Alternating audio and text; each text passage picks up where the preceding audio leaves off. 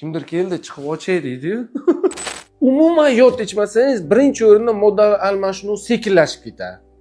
Modda almashinuv organizmda bo'layotgan hamma reaksiyalar, fikrlashingiz, temperaturani issiq saqlash, hamma narsa shu sababli sizda modda almashinuv susayib ketadi-da, vazn olishni boshlaysiz, uyquchan bo'lib qolasiz, fikrlash qobiliyatingiz orqada qoladi, aqli zaif holatga kelib qoladi odam.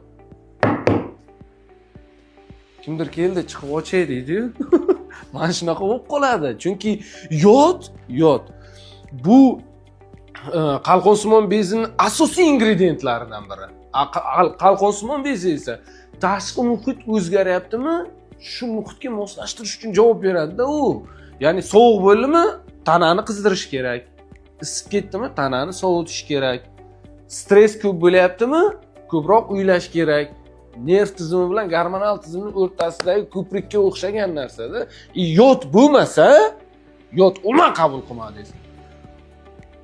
Semirib ketasiz, uyquchan bo'lasiz, gapingizni fikrlash qobiliyatingiz orqada qoladi. Shu sababli yod odatda o'zi tuproq tarkibida bo'ladi. Lekin biz endemik zona hisoblanamiz. Ya'ni bizda tuproqda shuncha tuz bor, yod yo'q. Ajoyib qiziqarli holat. Agarda siz yod tanqisligi belgilarini his qilayotgan bo'lsangiz, sizga Numa kompaniyasining Endomarin mahsulotini tavsiya etamiz. Barcha ma'lumotlar uchun kommentariyga yod so'zini yozib qoldiring.